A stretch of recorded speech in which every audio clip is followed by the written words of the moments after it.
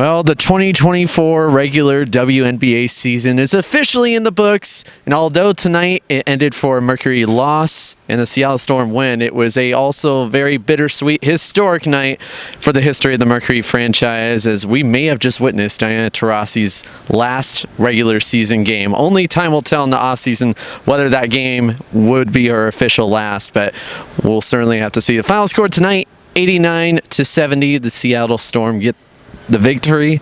Caleb Bushy here alongside Thomas Forbes, making your C-Trace Sports debut. Thomas, it's good to have you here. Welcome aboard, first of all. Caleb, thanks for having me. I couldn't have wished for a better game to come out to and cover, possibly Diana Taurasi's last regular season home game. So there's a big buzz and a different kind of energy here with a sellout crowd here at the Footprint Center, and I couldn't have covered it better with you, Caleb. I appreciate that, and in some ways it's always sad to see the end of an era. You know, we've seen a lot of great eras in sports legends here: Larry Fitzgerald, Shane Doan, but nobody has ever played the longest here in the Valley, at least from what I remember, than Diana Taurasi. She's played more than 2 decades in the same exact uniform, which they illustrated so beautifully in the tribute video tonight.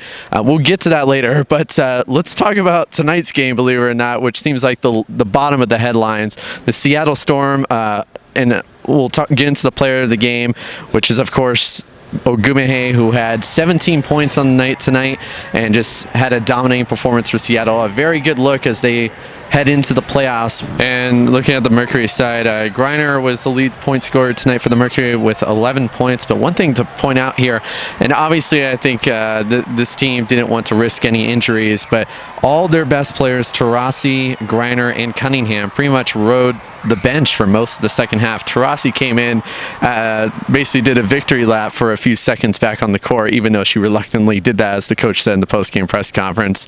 But what did you think of that second half, especially with Natasha Mack really stepping up for the Mercury, getting the most points in that second half? Yeah, it was a pretty interesting second half where you think you could always make Monday night quarterback decisions of why didn't you let them play in the second half more, but they do have a playoff series coming up against the Minnesota Lynx. They're the 2 seed, and the Phoenix Mercury, they're obviously the 7th seed. But Natasha Mack really stepped up for the Mercury in the second half, trying to gain that squeeze back some points against Seattle. Unfortunately, it just didn't quite cut it. But in the end, it was really good to see Taurasi coming back in the fourth quarter. Granted, it was only just a few seconds, but it really got the crowd into it. And there were some fans that were actually crying in the crowd, seeing Diana Taurasi having what may be her last regular season home game here at the Footprint Center.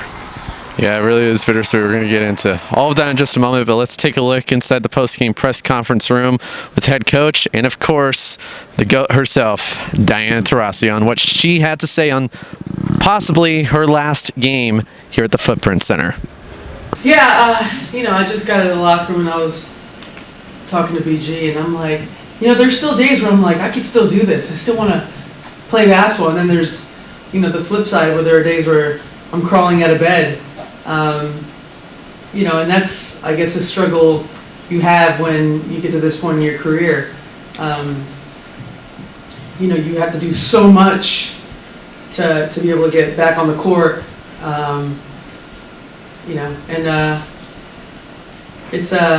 It's bittersweet in a lot of ways. And I think once the season's over, I'll have a better idea of what it looks like for me in the future. This is a moment that, when you experience it, you're going to remember it forever. So it was a very special night. DT is going to do whatever she wants to do. I don't think anyone's going to talk her into one more year retiring. This is completely her decision. She deserves it.